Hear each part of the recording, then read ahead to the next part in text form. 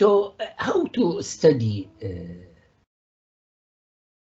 economics, micro or even macro? We use something called model. We use model. And at the moment I'm writing a research, so I started with a model. I built a model, and then I will collect data, and then I will test the validity and reliability of the model. So economics, this is how the economists work. We work with models. So what is a model? Let me go to Mira Seif. Mira Meithe.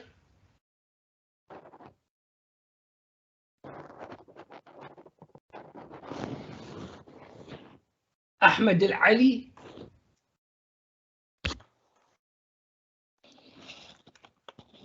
علي حسن. لا دكتور. وشو اسمك؟ Like subject, maybe it means. What's your name? Ali Hassan. Ali Hassan. Ali Hassan, read the story in front of you. Read. Model.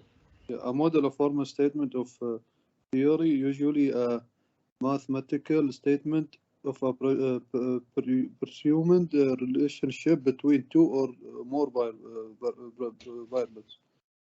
Okay, so model is a shortened statement.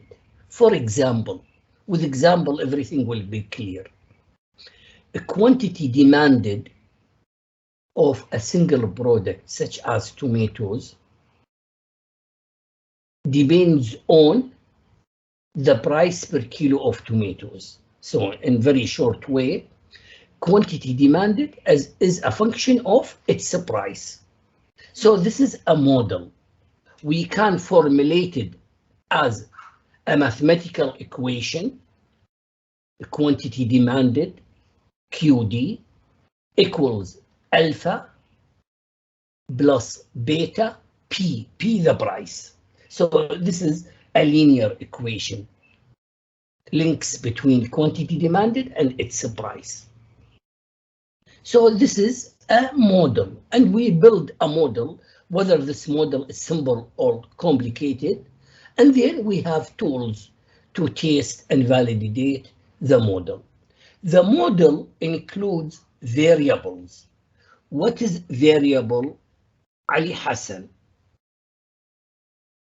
Variable are measure that can change from time to time, from preservation to preservation.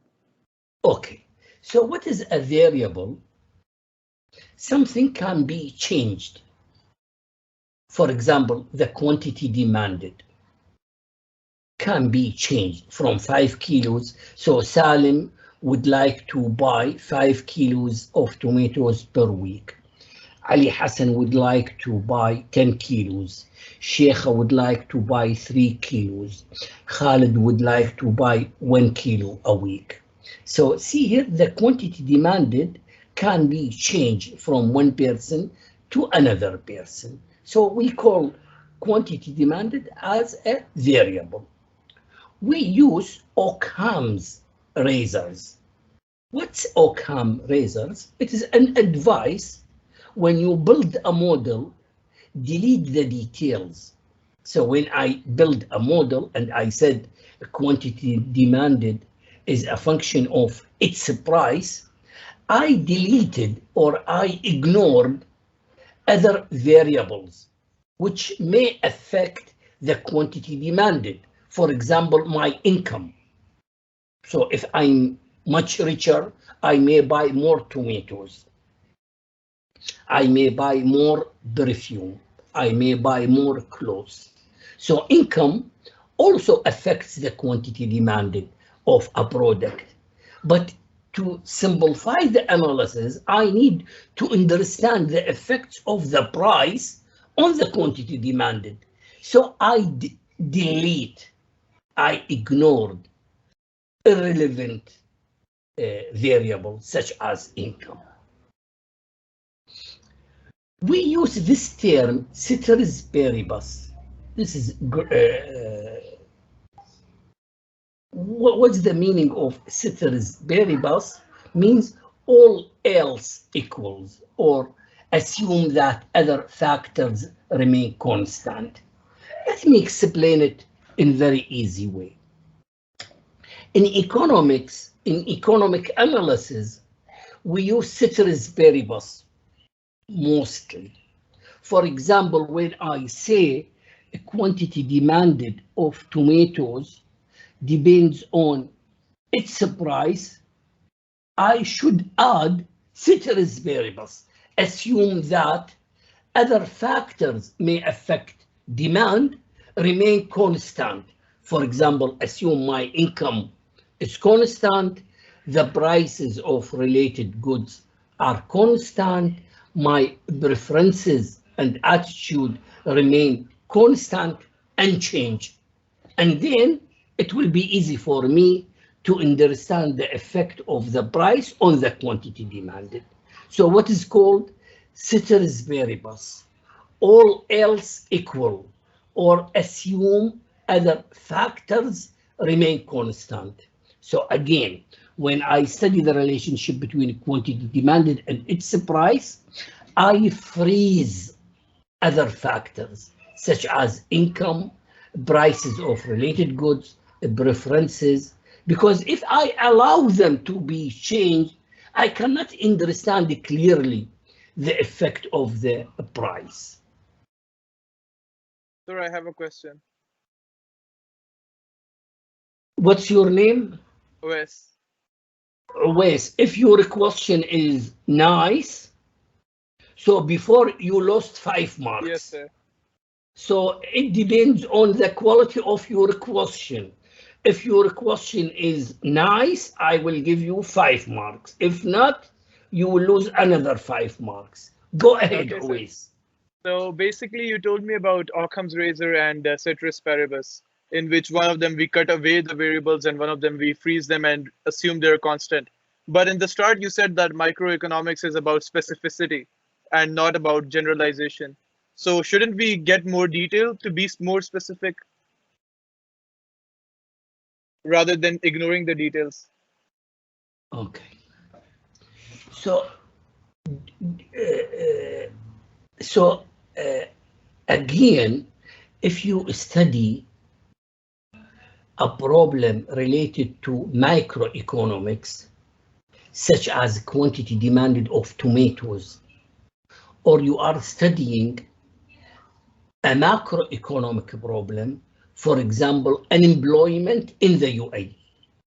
In both cases, you need to use abstraction, simplification of the problem. So try to build a model to easily explain what you are studying. So again, assume you are studying the effect of the price of tomatoes on the quantity demanded of tomatoes. This is related to micro. So use Ockham's razors, freeze other factors, don't allow income, preferences, and other factors to be changed, and then you can understand clearly the effect of the price on the quantity demanded. If you allow other factors to be changed, it will be difficult. What else, Wes? If you go into the reality, everything is mixed with other things.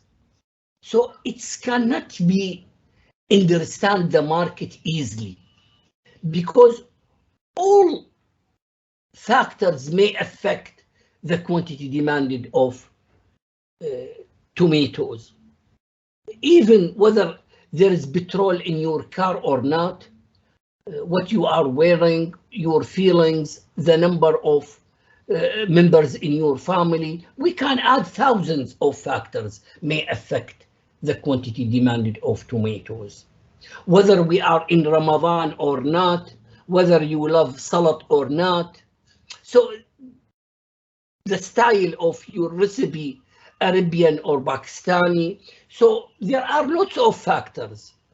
So to be economist, try to build a model, try to abstract, try to simplify the phenomena by deleting lots of factors, and then try to study the relationship between two or more factors, assuming that other factors are unchanged. In reality, always on the ground, everything is changing, but in the lab, we assume, in the lab we freeze. So in economics, in economic lab, in economic analysis, we assume your income is unchanged, but in reality, your income is changing over time. Have you got the idea, Awais? Yes, sir. Also, did I get the 5 marks? Your question is excellent. Your question is excellent. Thank you very much for your question. You got 5 marks. You are a student. There is no doubt with me. There is no doubt with me. You are the best student till this moment. Well done, always. Okay, so what's wrote here? See here, the model can be expressed by words. For example, I say quantity demanded of tomatoes depends on the price per kilo of tomatoes. This is explanation. Or can I use a graph or curve to show? I can draw a graph or a curve, or I can suggest an equation. A quantity demanded equals alpha plus beta p. This is an equation. So economics can be expressed by words, graphs, and equations. If you study economics in master level, so economics will be close to mathematics. So be careful when you see A leads to B, it's not necessarily there is a causality, cause and effect relationship between them. So you have to test the relationship between A and B according to economic theory. So don't assume, don't accept, don't test the relationship between quantity demanded and its price unless it's justified by the economic theory. So there is no relationship between an increase in quantity demanded and the production of tires or the sales of tires. There is no theory explain the relationship. So don't waste your time and test the relationship between quantity demanded of tomatoes and sales of tires, because there is no theory support this explanation. What else? We use empirical economics. Empirical economics. I'd like to show the number of pages. So it's better to go here. I can't see the number of pages. Okay. We use empirical economics. What is empirical economics? So for the moment, I'm trying to study the effect of the variant of coronavirus, the new variants of coronavirus, on the purchase intention of durable goods in India. We are a group actually of researchers studying this problem. So according to literature, according to theory, we suggest a model, and then we design a survey, a tool to collect data from customers to see whether they are willing to purchase durable goods during the variants of coronavirus or not. And later, by using statistical software, we will examine the relationship between variants of coronavirus and durable goods. So we say this sort of empirical economics because we use collected data. So now economic policy, we use 4 criteria in judging the economic outcomes. So we say the performance of the United Arab Emirates economy is good depending on 4 criteria. 4 criteria, sorry. One criterion is called efficiency, كفاءة, equity, fairness, growth and increase, stability, close to equilibrium. So if UAE economy enjoys these 4 criteria, we say we are performing wonderful. Otherwise, our performance is poor. So the government is designing good economic policies if they can achieve or get 4 economic outcomes: efficiency, equity, growth, stability. Let's see the meaning of each one. Khalid, Mira, Maitha, Ahmed Al-Ali. So all of you are absent, unfortunately. Yes, sir, I'm here. What's your name? Maitha.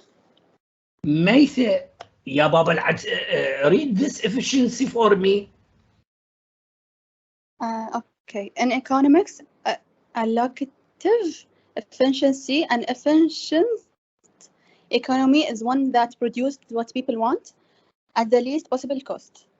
Okay, so we will say in the UAE, we reach economic efficiency.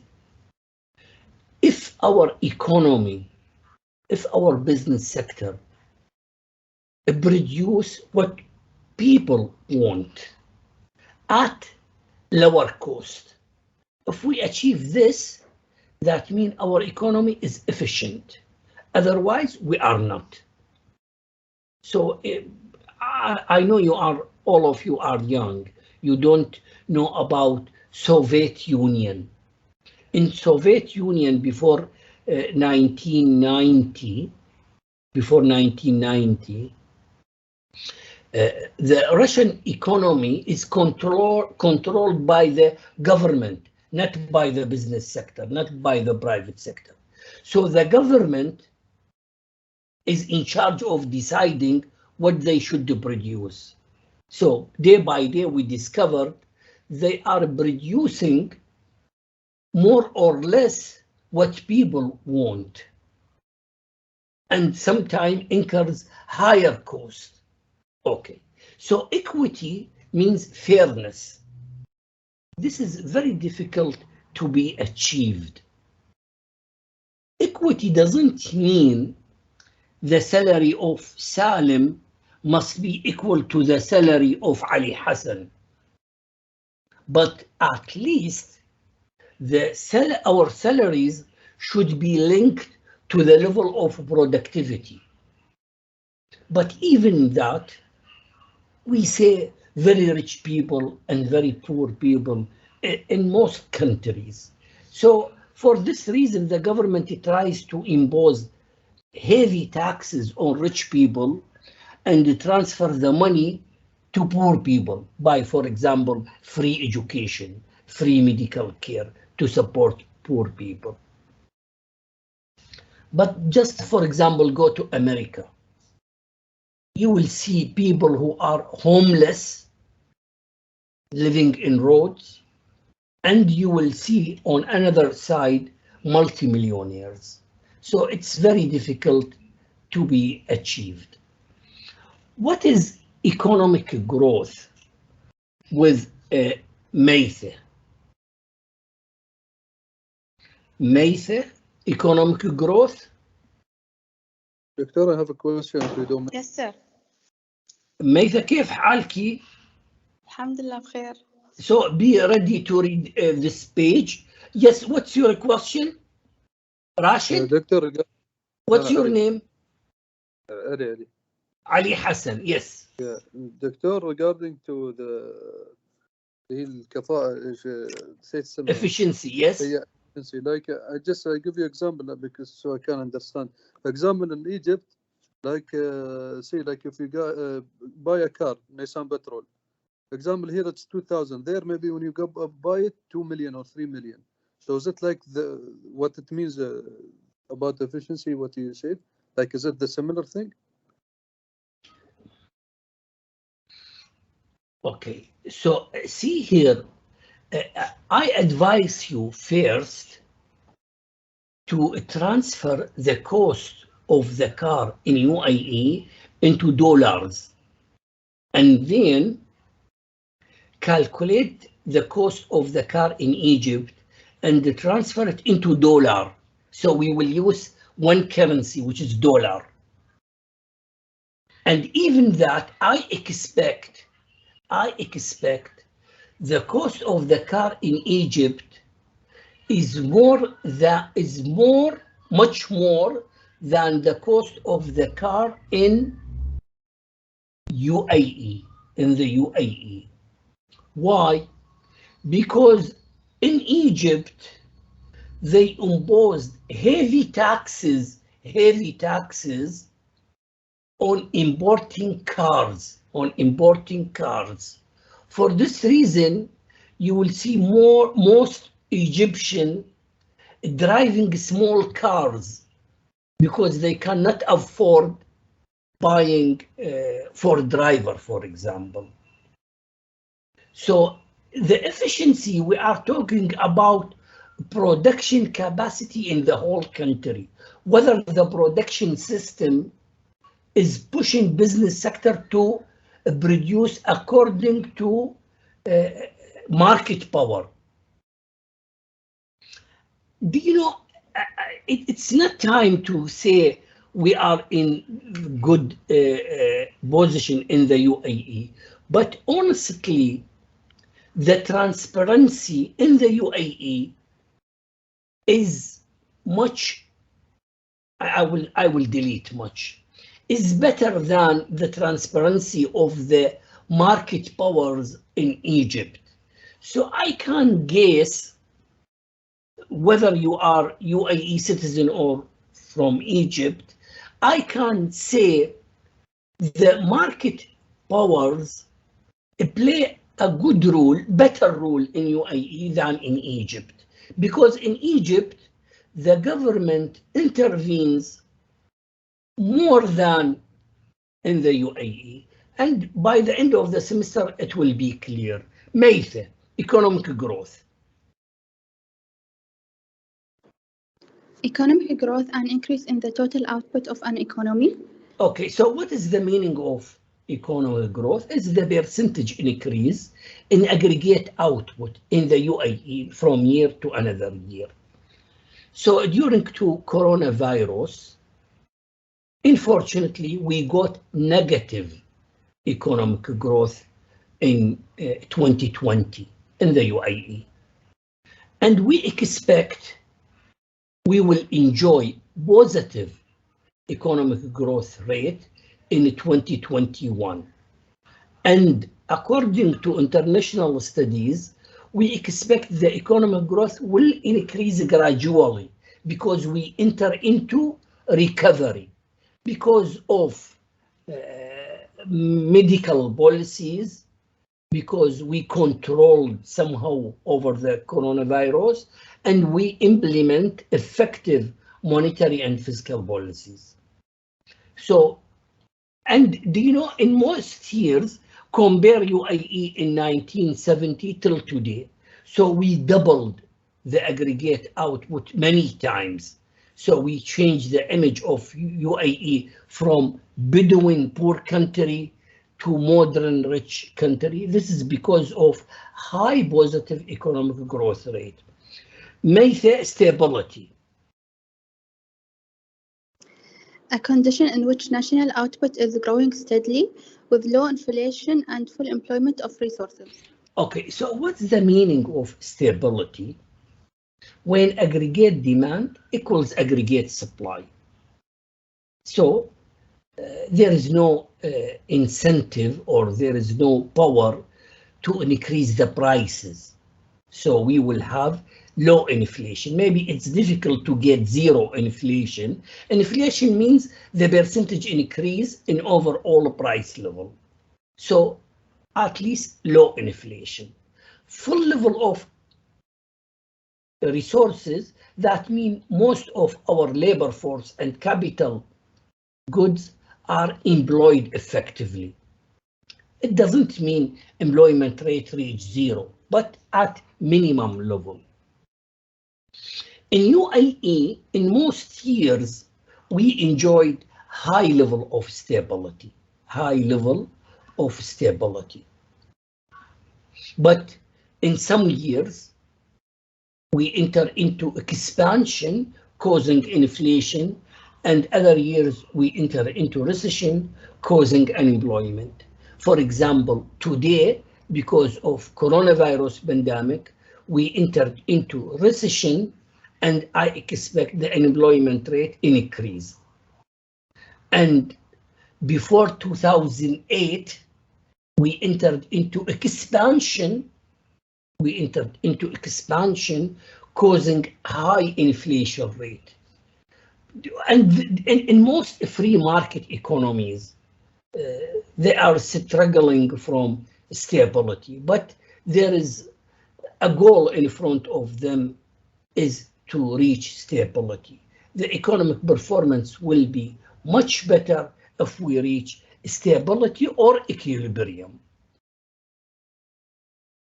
Okay, so I will go through these slides quickly. Because do you know, when I go to chapter 3, demand and supply, I will explain these in details. So what is a graph? It is two-dimension, y-axis, x-axis and y-axis. Time series, for example, income through times. See here, this is a time series graphs. So we plot times or years on the x-axis, and we plot income on the y-axis. And each dot here represents two values. So for example, in 1995, the value of income is less than 6,000. In 1995, our income is less than 6,000. So we plot 95 with, let's say, 6,000. We got this dot. So we use this in microeconomics more frequently. So this is x-axis, the horizontal, y-axis, the vertical, the origin, the start point, y-intercept, x-intercept. Let me go back. So this is y-intercept. Why? Because the curve intersect y-axis at this dot. And here This dot is called the origin, 0. 0. This is 0. The value of income is 0. So I'm covering this quickly. So again, this is another, so we have data about income and consumption. So we put income on the x-axis and we put consumption on the y-axis. And we plot the data from the table. So for example, dot A refer to combination between income and consumption. Link between them, you will get a curve. And I add here another curve called 45-degree line. This angle equals to 45. Please don't feel worried. I know I'm just passing these slides quickly because they are not important at this moment. I will go in details when I go to chapter 3. So we have positive relationship and negative relationship. And then we can calculate the slope. So see here, since this curve slopes upward, we say positive relationship. As x increases from x1 to x2, this will lead to an increase in y from y1 to y2. So the slope also will be positive. What is the slope? A change in y divided by a change in x. This is the slope. Delta y divided by delta x. So since here the curve slopes downward, refer to negative relationship between x and y. So as x increases from x1 to x2, that will lead to a decrease in y from y1 to y2. So negative relationship. And we can go to more complex one. And also you can see in the coming chapters sort of similar curves. So this curves slope upward, so it represents positive relationship between x and y. But because this convex, it is increases at a decreasing rate. But this curve y is increasing at an increasing rate. When I say increasing, positive relationship. So here, negative relationship. As x increases, y will decrease, but at an increasing rate, faster. But here, it shows negative relationship. I know I'm so fast because I will explain these curves later. So this shows negative relationship. As y increases, as x increases, y will decrease at a decreasing rate. Here we have positive relationship, maximum point, and negative relationship. While here, when the curve takes the shape of the letter U, the first part shows negative relationship, minimum point, and positive relationship. Okay, let's breathe and take some end of the chapter questions. So this is the first question, and this question is quite easy. This question is quite easy. Okay. So I need somebody to help me. Mira is not here. Khalid, Ahmed Al-Ali. Okay, let me go to Uwais again. Yes, sir. Could you read the question in black? Okay. Consider the following scenario. Assume the price of gold in London is selling for $1815 an ounce while in New York it is reaching a price of $1,900 an ounce. What would an economist say about the efficiency of the gold market in New York? What would an economist predict about what would happen next? Okay. So the market in London is efficient because there is no more profit opportunities. The market is in New York is inefficient. Why? Because sellers there earn high profit, extra profit, unnecessary profit. What I expect later, some people will purchase gold from London and sell it at New York. So the price of gold will decrease in New York and there will be no profit opportunity. When I say profit opportunities, abnormal profit, extra profit, unnecessary profit. So we will follow the market price. Do you think gold market in Dubai is efficient? The answer is yes, it is efficient. Why? Because there are so many sellers of gold and export and import of gold is open to the international market. So we are following the international prices of gold. So for this reason, I can judge the gold market in Dubai is efficient. There is no abnormal or extraordinary profit gained by seller. There is normal profit, definitely normal profit. If you are a goldsmith, if you design jewelry, you will earn extra profit for your design. But if you are selling gold bars, you will get commercial commission, not abnormal profit, because you cannot sell above than the market price.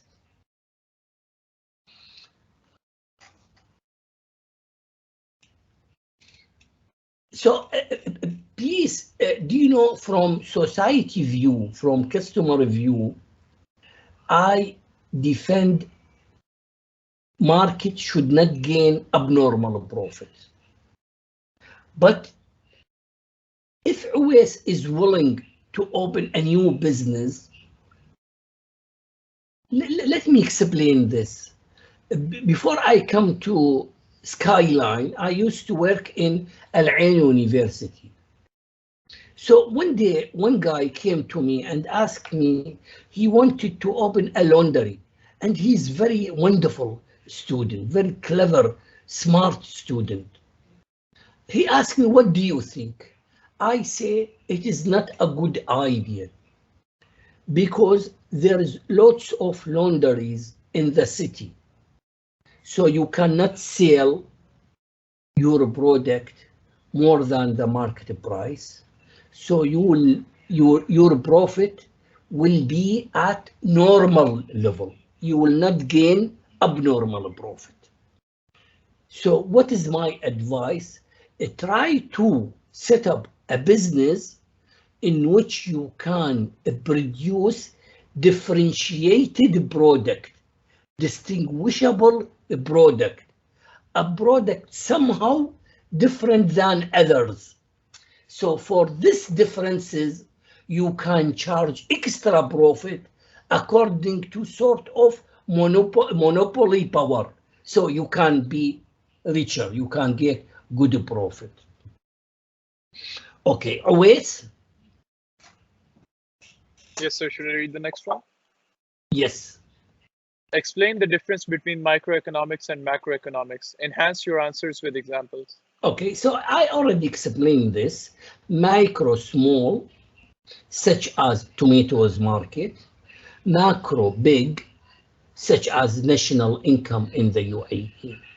So examples, tomatoes market, national income, unemployment in the UAE. Next question, Uwais. Explain the difference between positive economics and normative economics. Give an example of a positive economic statement and a normative economic statement. Okay, so I said positive or objective economics depends on theories. For example, if there is an increase in the price per kilo of tomatoes, that will lead to a decrease in quantity demanded. The relationship is negative. An increase in the price leads to a decrease in quantity demanded. Normative or subjective economics, it is an opinion, what should be. For example, I explained two examples in the class. So for me, I suggest to increase the value-added taxes because the budget will strengthen, the government can spend more on the infrastructure. Maybe somebody else will suggest opposite. Somebody may suggest a decrease in value-added taxes. People will have more money, they will spend more in the market, that will activate the whole economic activity, so we will rely from the negative effect of coronavirus pandemic. Always. Explain the difference between economic growth and stability.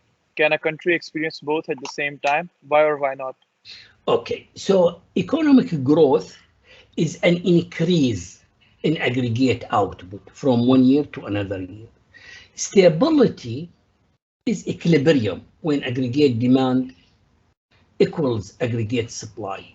When economic growth, when it becomes steady, an increase in the level of economic growth steadily without fluctuation to avoid inflation and unemployment. Can a country enjoy both? Yes. Actually, up to 1990, UAE enjoyed both economic growth and stability.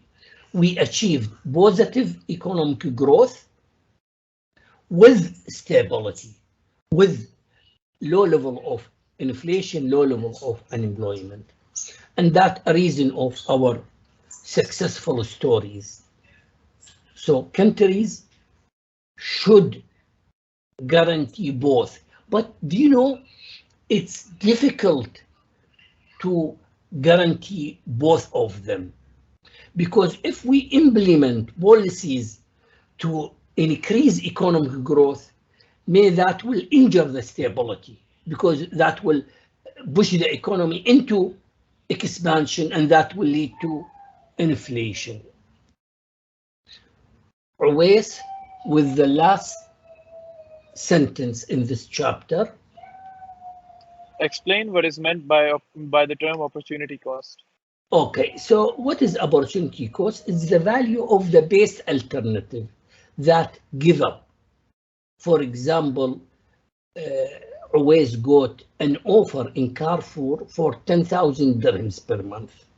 He gave up this option and he started his own business to produce tomatoes.